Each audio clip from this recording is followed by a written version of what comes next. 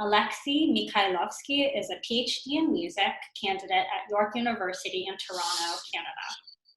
A specialist in modern pop music, electronic dance music, and music and technology, he obtained his first PhD in music at Rio de Janeiro, Brazil. After carrying on several research projects on Brazilian music, he's currently focusing on Canadian pop music and dance music scenes in Canada. Alexei's presentation is entitled Patsy Gallant's Use of Vocal Techniques, Constructing and Reconstructing a Fluid Musical Persona. So without further ado, I'd like to welcome Alexei. Well, hello everybody. It's my pleasure to be here. I'm Alexei Michailowsky from York University in Canada, in Toronto, Canada.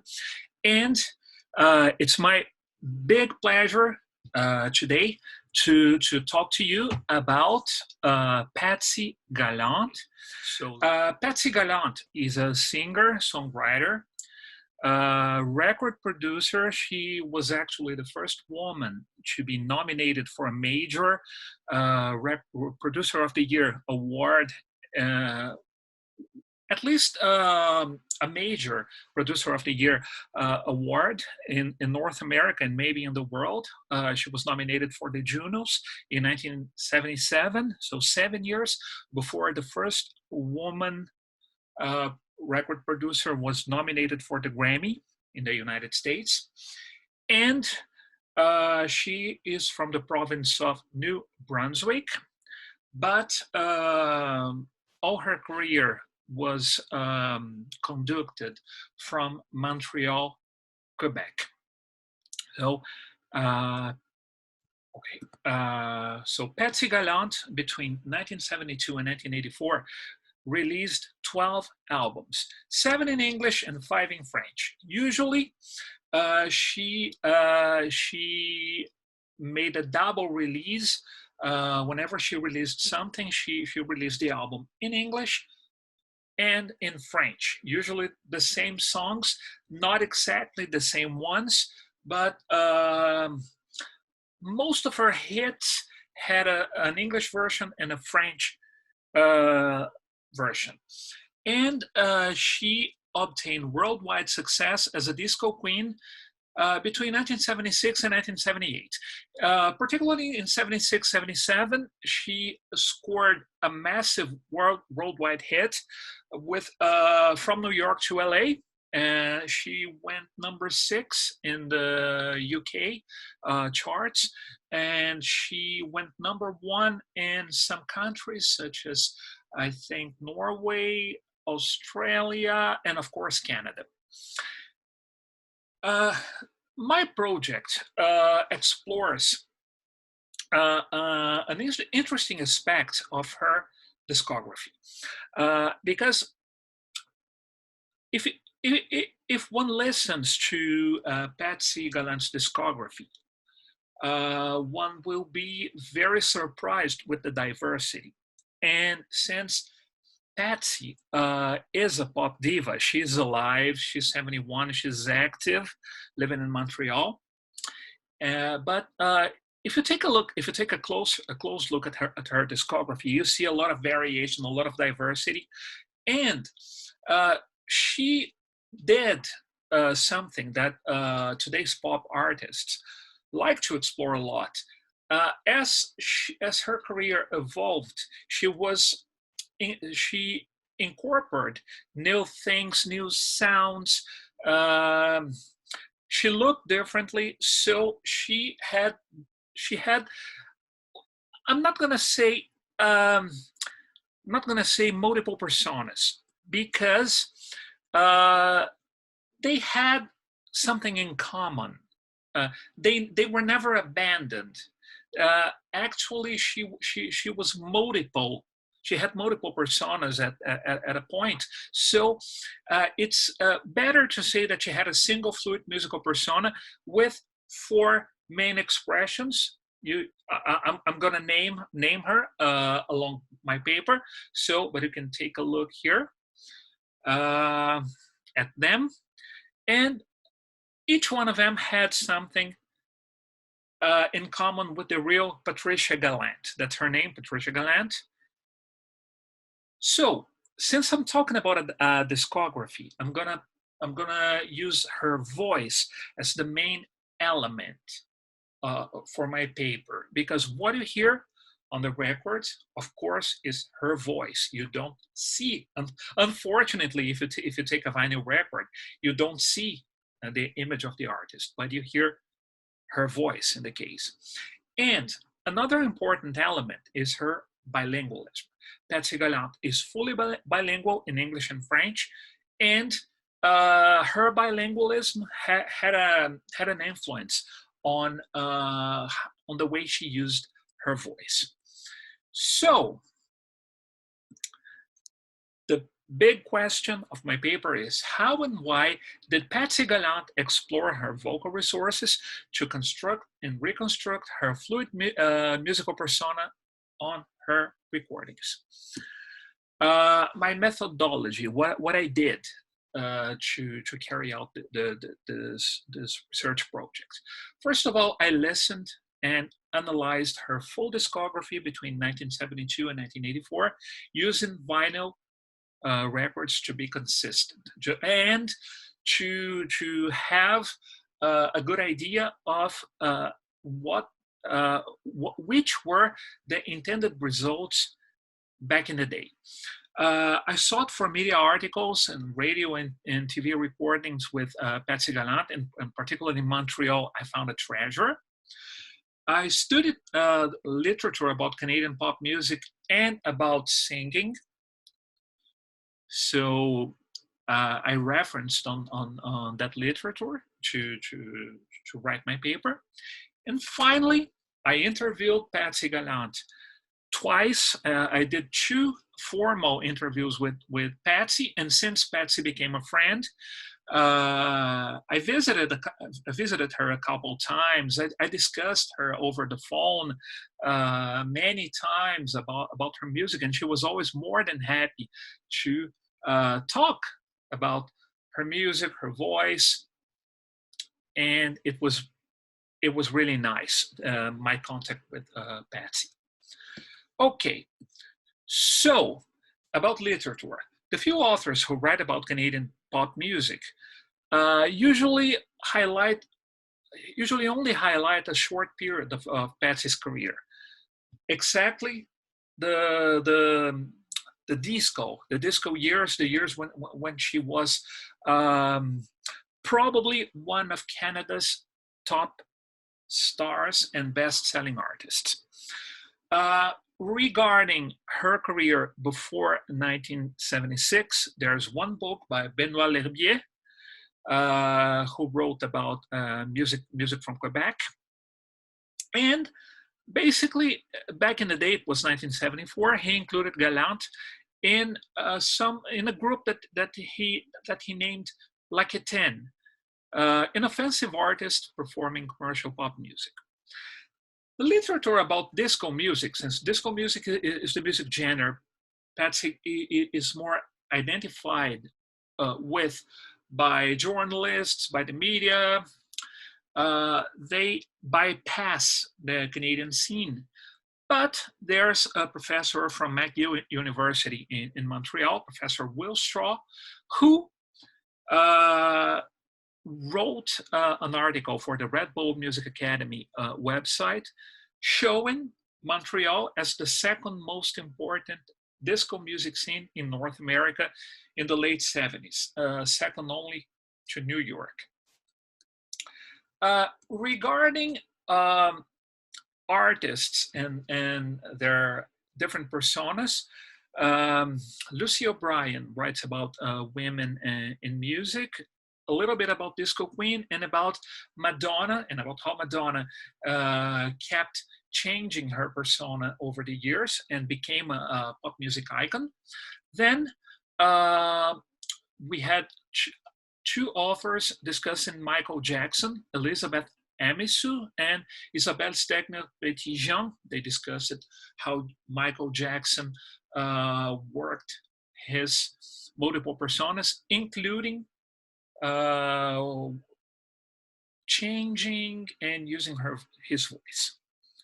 Okay, so now I'm gonna show you some general elements of Patsy Gallant's voice and singing. They're common to all of her persona expressions. So we can see when we listen to Patsy's discography that she has two distinct voices, and I'm going to show you a song where we can see both of them. So the first one is a nasal voice. It's more common in Patsy's discography. And whenever she sings dance music songs and needs to reach very high notes, it's very evident. And the other, I called it velvet voice. Patsy calls it my sexy voice. She uses it for ballads and for moments of seduction. And it's so observed after 1976. So here we have a disco song from 1976. I'm going to show you a few seconds. And let's see, you hear first the velvet voice. The moon's high, the stars shine, a perfect night. You're with me, there is nobody else, and it's all just right. Okay, now the nasal voice. Come on, Patsy. I've been waiting for this moment impatient. I was anxious that it might never be. And you called me tonight and my heart stood still. I guess you must feel what I feel. Okay, so now we see, we can see that there's a difference between the timbre of those two voices, and one of them is more velvety, while the other is nasal. About the tessitura, this aspect is very interesting because Patsy Gallant has a very wide vocal extension comprising 4 octaves. I measured her voice, and the lowest note she can reach is an E flat 3, and in her recordings, in her discography, she was able to reach an F7, which means that Patsy has the whistle register. She didn't explore it very much over her career, but she possesses the whistle register. I can show you here a few seconds of a presentation of Pink Floyd's The Great Gig in the Sky with Patsy, where she, at the age of 60, held a whistle voice for approximately 11 seconds.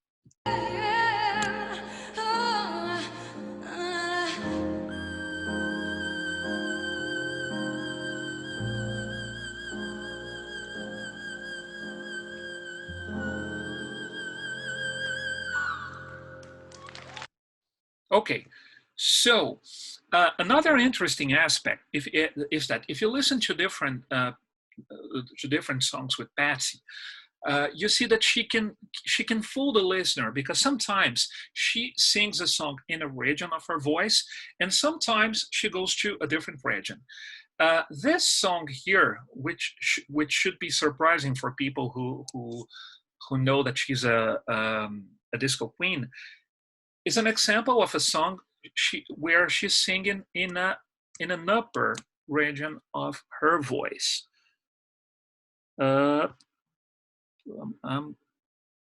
Okay, here.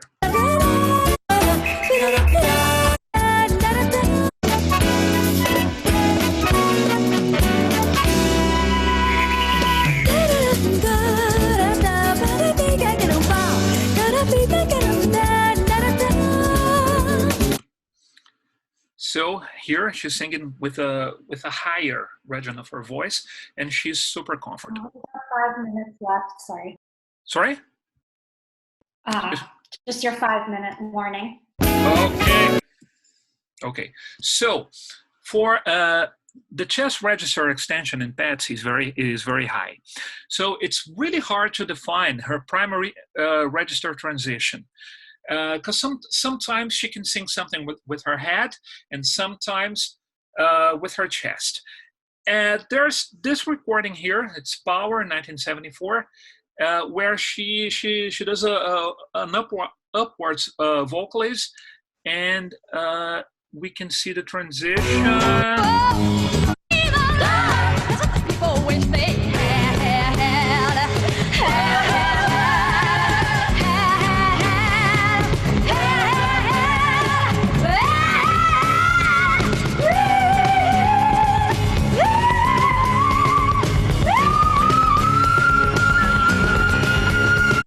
Okay, you can see the exact point where she changed from chest to head voice.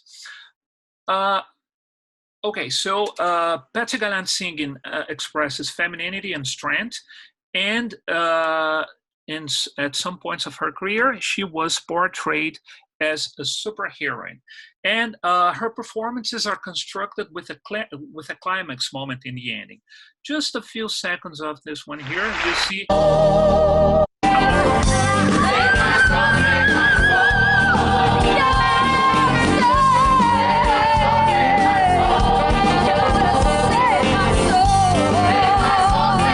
Okay, she likes to shout, and she likes to sing very. She sings with a lot of strength in those moments. Regarding her recurrent vocal fingerprints, we have here the breathy whispers. So breathy whispers, you see an example here. I like the warmth of your smile. So, like the warmth of your smile. So the woo, the way she sings the woo here is. You and me were always on the move and on the run.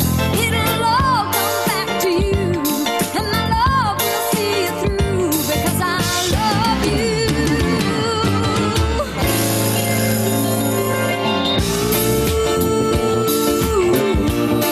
I see that fire. So the way she pronounces the woo. Finally, in French, there's a gargling R, which is here, she's singing in funk.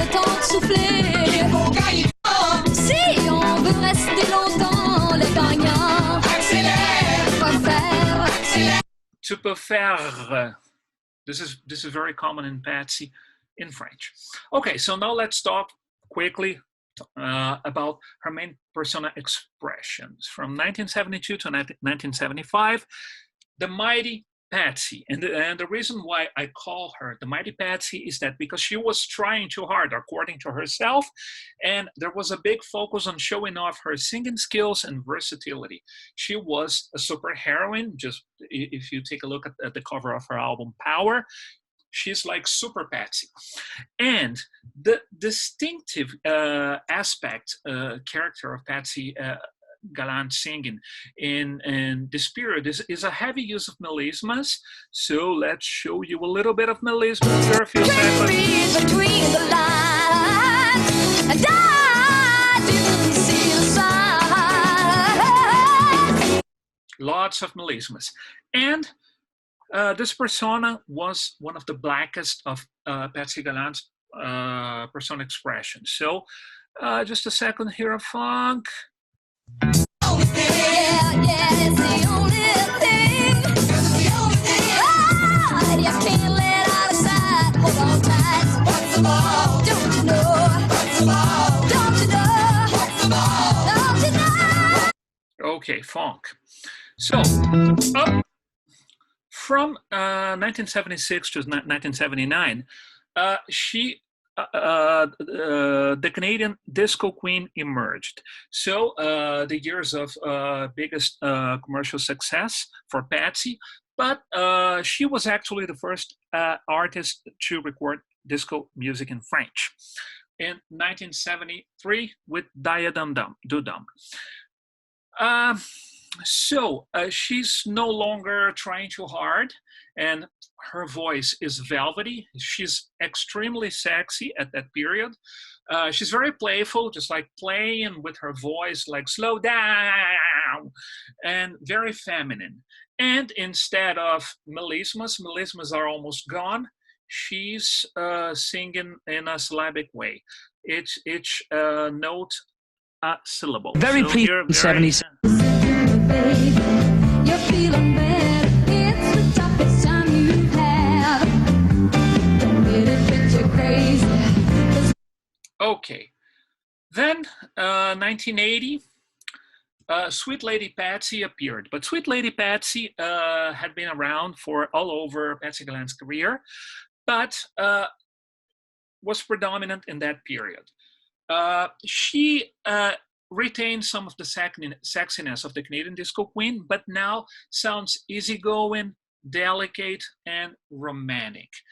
Her singing is very clear and clean without showing off her vocal skills. No melismas, no moaning, because the disco queen moans a lot, and not a lot of dynamics variations. So here a little bit of Kiss your cheeks, stroke your hair, say the things he knows you truly wanna hear. Okay, but then in 1983, one of the most interesting of Patsy Gallant's persona expressions emerged, the high-tech girl, which was part of a concept. She tells a story on this album here, Take Another Look from 1984, and she describes the character. She's a cyborg superheroine created in a lab, extremely intelligent, sexy, and powered by love. And there's a creative use of digital effects on her voice here. That's let me find here. With a surgical smile, born inside an element. There's also some semiotic elements. In addition to the synthesizers executing movement loops, there's Patsy uses some things with her voice, like the rhythmic breathing here. Just let me just go over. All I have is when I hit the street. I'm gonna hit the streets tonight. I'm gonna hit the streets tonight. She does it just like to express energy and effort. Her singing is very mechanical without ornaments or melismas. It's clear and direct, and she goes singing choruses on and on. Right. So, okay. So conclusions. So the study of Patsy Gallant's persona expressions between 1972 and 1974 reveals a very rich use of vocal elements and a diversity of meanings and expressions in a discography, and can show how the Canadian recording industry allowed an artist to develop and show in her discography all those skills and all that versatility to work with different music genres and be proficient in them.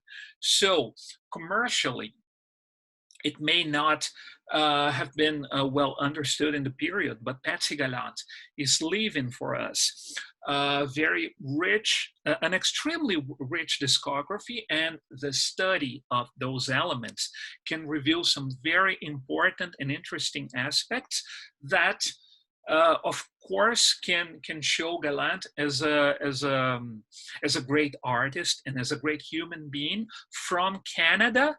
And once again, the talent, the versatility, and the wealth of elements in the discography of Canadian artists.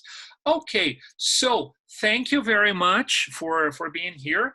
I hope to see you in the future, just to discuss about Patsy Gallant in more detail, and Patsy Gallant would like to celebrate with us. Thank you very much. Okay.